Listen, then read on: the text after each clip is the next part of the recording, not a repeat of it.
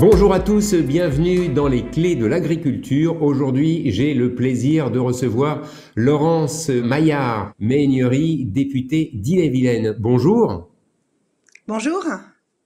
Alors, on va parler, comme on le fait pratiquement tous les jours dans les clés de l'agriculture, avec des politiques, des députés, des sénateurs, des professionnels aussi bien sûr du monde de l'agriculture, pour voir un peu déjà comment se vit au niveau local cette problématique du confinement avec le prisme agricole, agriculteur.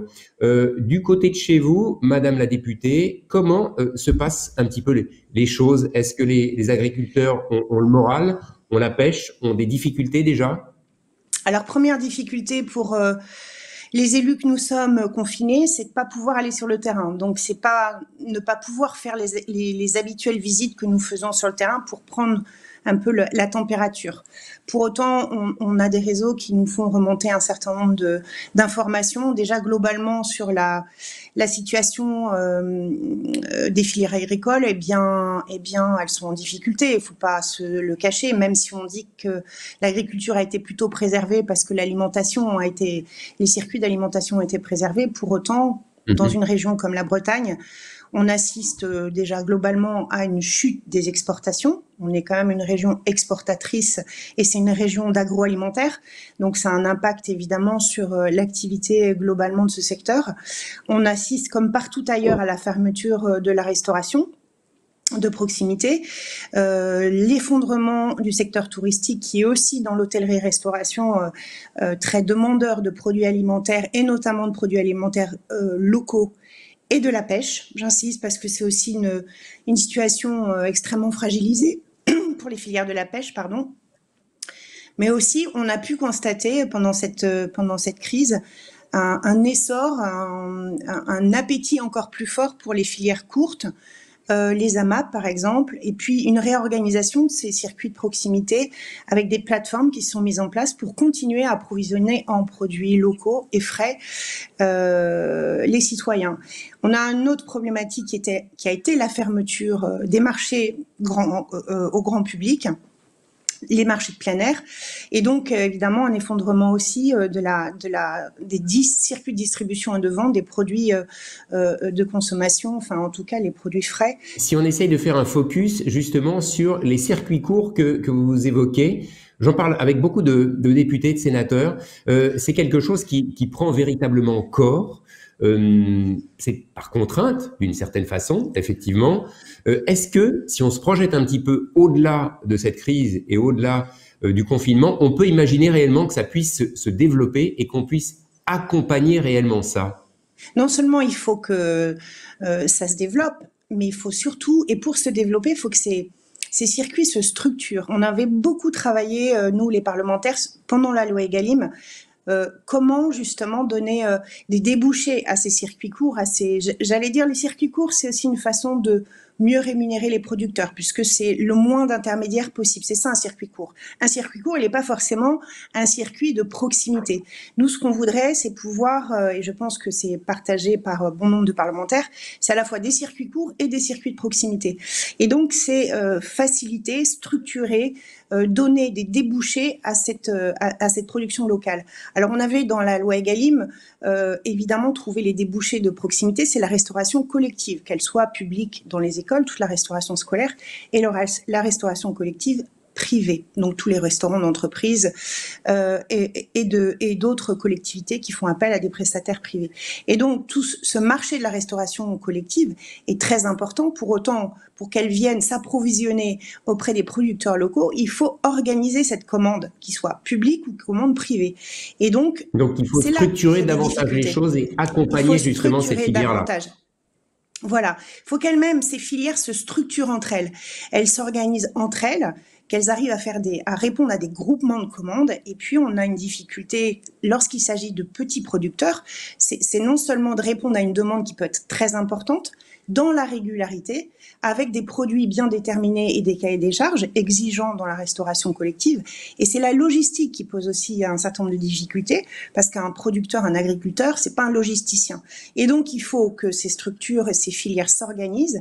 Et là, on a assisté justement pendant la crise, je vois bien en Bretagne, à quelque chose qui aurait été probablement difficile à mettre en place en d'autres temps, à savoir une grande plateforme régionale qui associe tous les producteurs référencés dans les territoires, les producteurs locaux et les consommateurs, pour que les consommateurs puissent trouver à proximité les producteurs fruits et légumes de viande qui recherchent pour pouvoir aller les chercher, passer commande, aller les chercher, voilà. On avait le sénateur Bizet il y a quelques jours qui nous disait aussi, au niveau européen, au niveau de la Commission européenne, il faut vraiment qu'on revienne aux fondamentaux, ne pas oublier que jadis, la répartition de la valeur, c'était 50-50 avec l'agriculteur. Aujourd'hui, il n'y a quasiment plus rien, c'est tous les intermédiaires qui grignotent ça. Et il faut rappeler que au niveau européen, initialement en 57, on avait conçu des règles qui étaient aussi pensées pour les producteurs, les agriculteurs. Il faut revenir dessus. On a Monsieur Moreau et on a Monsieur Ramos qui s'offusquent beaucoup justement du comportement de la grande distribution. Je vous propose, avant de continuer cet échange, d'écouter le député Richard Ramos qu'on a enregistré il y a 2 jours. Il nous a déclaré ceci concernant la grande distribution. Je vous propose d'écouter, on en parle juste après. Le modèle de la grande distribution, de toute façon, est un modèle qui est aujourd'hui mort, parce que les gens vont vouloir retrouver du sens et de la proximité.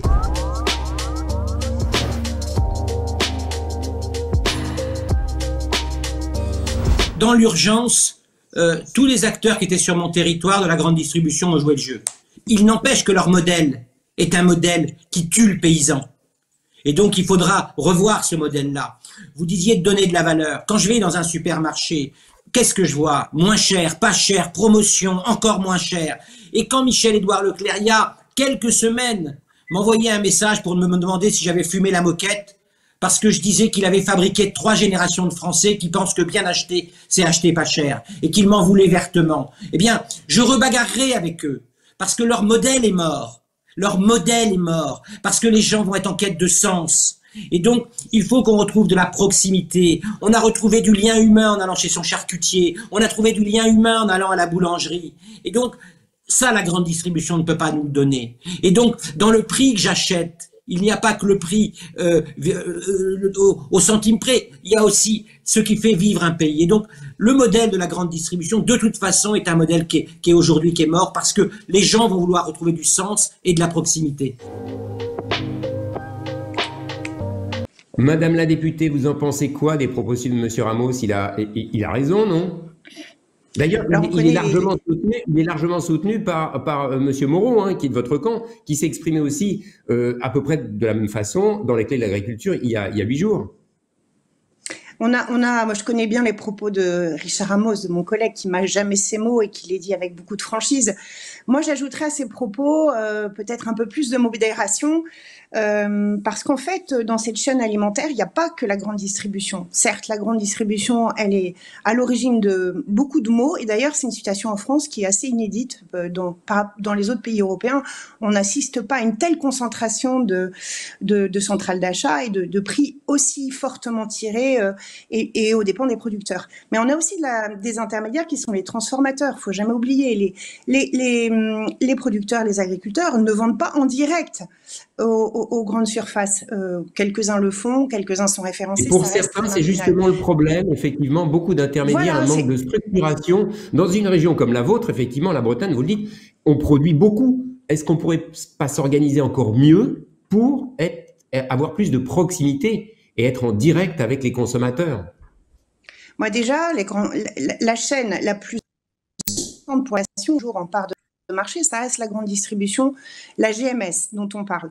Et là, on voudrait quand même que la GMS joue un jeu plus favorable aux producteurs, à savoir quand même faciliter un revenu plus important. Ils sont dans une logique de tirer en permanence les prix vers le bas.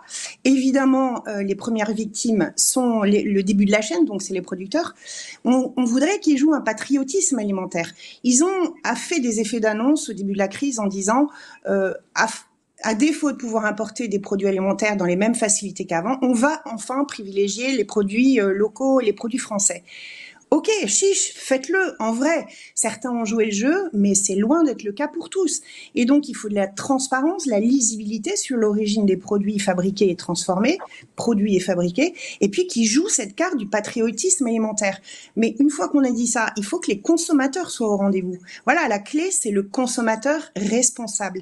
Il faut que le consommateur sache que l'acte d'achat engage au bout de la chaîne, la survie de nos agriculteurs. C'est ça qu'il faut intégrer. Alors, moi, je suis jamais pour stigmatiser du doigt. Je pense que la responsabilité, elle est largement collective. Mais c'est vrai que cette logique de tirer en permanence les prix toujours vers le bas dans la grande distribution pour capter des parts de marché, parce que celui qui a les prix les plus bas, eh ben, il sait qu'il va capter du monde. Donc, c'est l'abondance de promotion. Ça n'a absolument aucun sens. Ça incite à consommer beaucoup trop et pas bien. Et puis voilà. Donc, c'est ça, c'est cet ensemble-là qui dysfonctionne en France bien plus qu'ailleurs. Et ça, on aimerait comprendre pourquoi. Alors, est-ce qu'il faut casser les monopoles des centrales d'achat? Probablement. On n'a pas trouvé la clé législative encore pour le faire. Mais moi, je crois beaucoup en la responsabilité des consommateurs, en leur acte d'achat. On a le plaisir d'aller chez notre commerçant de proximité, on a le plaisir de connaître d'où viennent ces produits, leur origine, l'éleveur qui vend sa viande. Continuons à garder ce lien, c'est extrêmement important. Il faut une grande exigence des consommateurs, sans quoi on n'y arrivera pas. Voilà. On a une petite problématique, reconnaissons-le aussi, Madame la députée, c'est le prix. Sans doute, comme moi, vous faites vos courses comme tous les Français.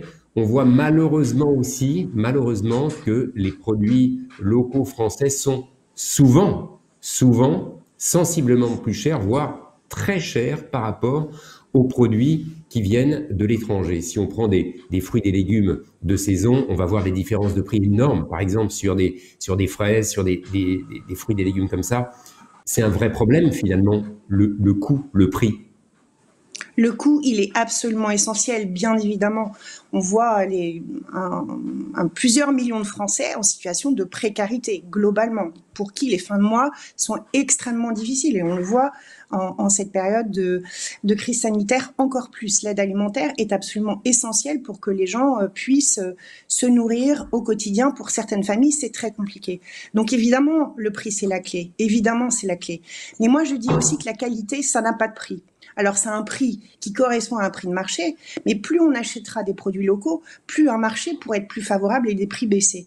Voilà. Donc, c'est vrai, cette problématique, vous avez entièrement raison. À partir du moment où on offre des prix toujours plus bas, est-ce qu'on peut s'attendre à avoir, avec des prix très bas, une qualité au rendez-vous ? Moi, je pense que l'alimentation, c'est la clé de notre santé, de la santé publique. C'est un enjeu de santé publique. Et c'est là que la PAC et l'Europe doivent jouer un rôle absolument fondamental. Elle doit être beaucoup plus protectrice. Elle doit mieux rémunérer, en tout cas, cette politique agricole commune, beaucoup mieux rémunérer, donner les moyens de mieux rémunérer nos agriculteurs.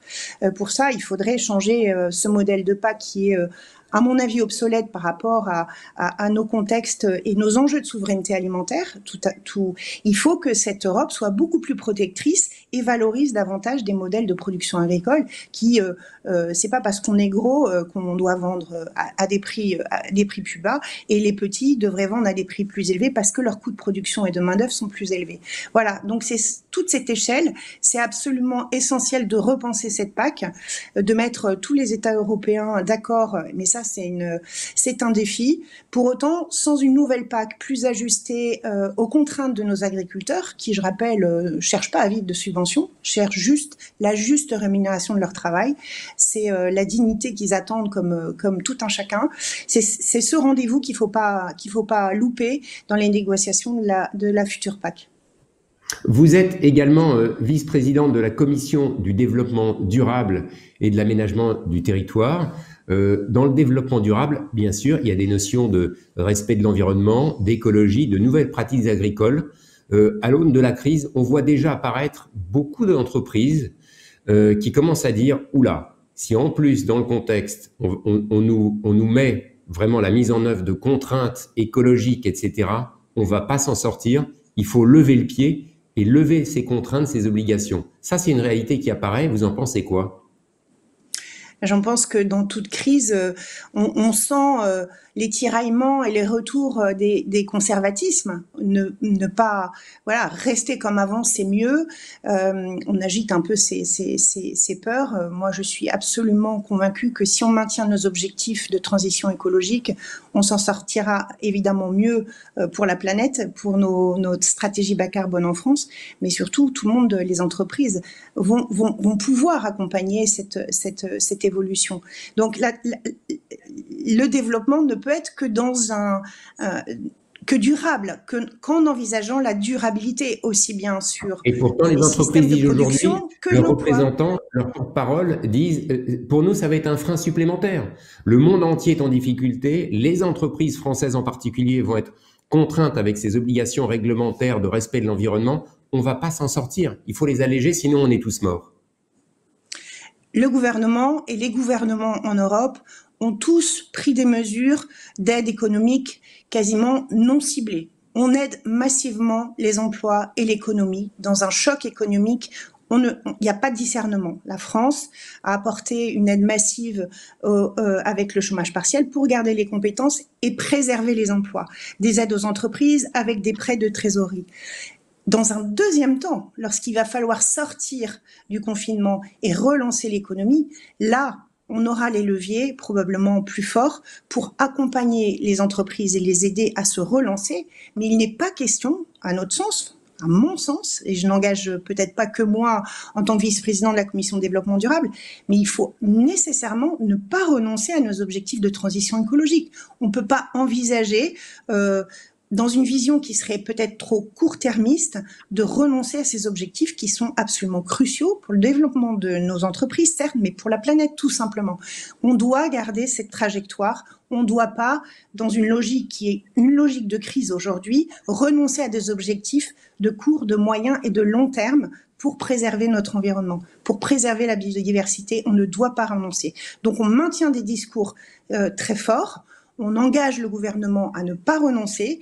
Nous, il n'est pas question, me semble-t-il, à l'échelle de notre groupe, qu'on renonce aux mesures législatives que nous avons prises et à charge pour le gouvernement de les mettre en œuvre, notamment sur l'économie circulaire, sur les engagements de RSE, sur le discernement que l'État doit avoir dans les prises de participation pour soutenir les entreprises stratégiques. Mais l'enjeu, c'est de les maintenir en vie. Donc, on entend un discours de détresse des entreprises et de leurs représentants. On peut l'entendre et bien sûr qu'on y répond, mais il n'est pas, à mon sens, question de renoncer à tout ce qui va permettre aussi d'alléger l'empreinte humaine sur l'environnement, tout simplement. Madame la députée, merci beaucoup de ces explications. Merci d'avoir accepté de parler sur les clés de l'agriculture, et à très bientôt. Au revoir. Merci beaucoup. Merci. À bientôt. Au revoir.